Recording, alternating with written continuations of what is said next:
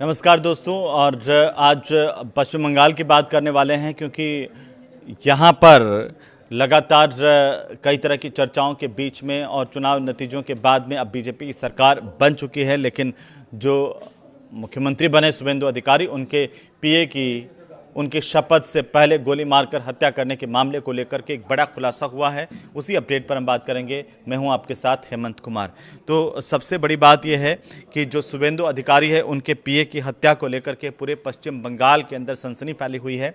हर कोई एक ही सवाल कर रहा है और वो सवाल ये कि आखिर बंगाल की कानून व्यवस्था कैसे सुधरेगी। लेकिन इन सब के बीच में हम आपको ये बताने जा रहे हैं कि जो पश्चिम बंगाल में शुभेंदु अधिकारी के पीए चंद्रनाथ रथ की हत्या हुई, इस पूरे मामले को लेकर के एक बड़ा खुलासा हुआ है, बड़ा दावा किया गया। और वो दावा यह है कि शुरुआती जांच में इस बात को लेकर के संकेत मिले हैं कि बाकायदा ये हत्या की साजिश जो है वो एक सुपारी किलर के जरिए रची गई थी। पुलिस को ये शक है कि इसमें प्रोफेशनल शूटर्स का इस्तेमाल किया गया।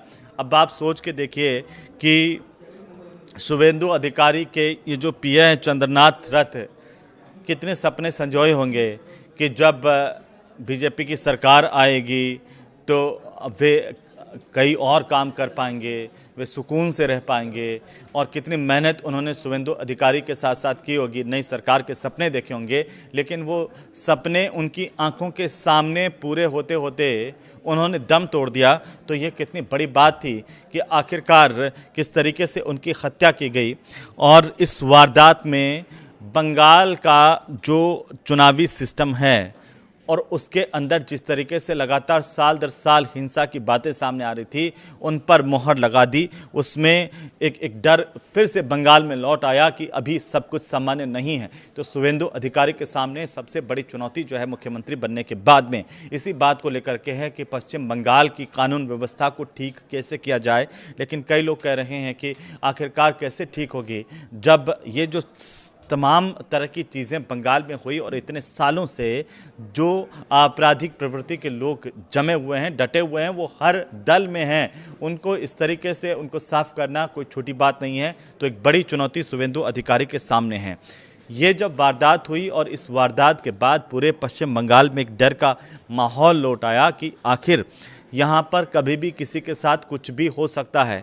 लेकिन इस पूरी कहानी में जो सीनियर ऑफिसर्स हैं, उनके साथ कई टीमें जुटी हुई हैं इस बात को जांच करने में कि इसके पीछे आखिर कौन था, किसने शुभेंदु अधिकारी के पीए की हत्या करवाई।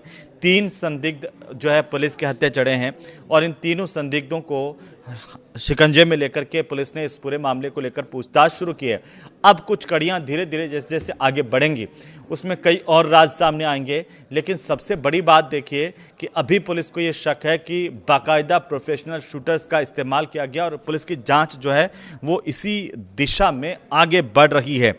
हत्या में इस्तेमाल की गई जो दूसरी बाइक है वो भी पुलिस के हाथ लग गई है। ये बाइक जो है वो गुरुवार की रात को 11 नंबर 12/7 में 11 नंबर रेल गेट के पास बाइक मिली, जिसका इस्तेमाल हत्यारों ने किया था। ये अब पुलिस के हाथ लग चुकी है। ये बाइक पहले दमदम के इलाके से चोरी की गई थी और उसके बाद में यहाँ पर ये 12/7 के इलाके में 11 नंबर जो रेल गेट है उसके पास छोड़ करके बदमाश हत्यारे उसे फरार हो गए।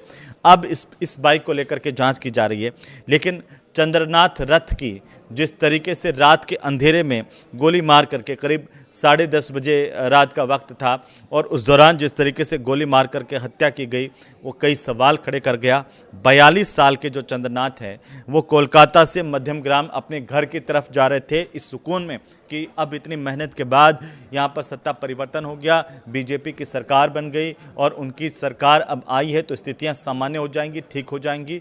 लेकिन क्या पता था उन्हें कि जब वो अपने घर की तरफ जा रहे हैं और इसी दौरान उनकी हत्या की जाएगी। लेकिन 13 साल का अगर शुभेंदु अधिकारी का पिछला रिकॉर्ड हम देखें तो अपने 3 करीबियों को खो चुके हैं, जिसमें उनका पीए भी शामिल है। 2013 के अंदर जब वो तृणमूल में थे तब उनके निजी सहायक प्रदीप झा की भी हत्या हुई थी। आप ये देखिए, और प्रदीप झा की मौत हो गई थी। संदिग्ध मौत के बाद सवाल उठे थे। जांचकर्ताओं ने हालांकि बाद में जो जांच हुई उसमें इस मौत को सामान्य मौत माना था। लेकिन ये पहली दफ़ा नहीं है जब शुभेंदु अधिकारी के पीए की जान गई हो। तो अब जांच में क्या कुछ आया ये दिगर बात है, अलग बात है। और उस जांच में हालांकि सामान्य ही बताया था जांचकर्ताओं ने। 2018 में शुभेंदु अधिकारी के जो पीएसओ थे शुभव्रत चक्रवर्ती, वो भी मृत मिले थे और पुलिस ने इसे आत्महत्या माना था कि उन्होंने खुद ही सुसाइड कर लिया। इसके बाद में 2021 में आइए तो शुभेंदु के एक और पर्सनल असिस्टेंट है पुलक लाहिड़ी, उनकी भी असामान्य परिस्थितियों में मौत हो गई थी। यह बहुत चौंकाने वाला तथ्य है दोस्तों, किस तरीके से शुभेंदु अधिकारी के जो करीबी उनके सहायक, चाहे वो पीएसओ, पीए रहे, असिस्टेंट रहे, उनकी असामान्य मौत को लेकर के पहले भी सवाल खड़े हुए हैं।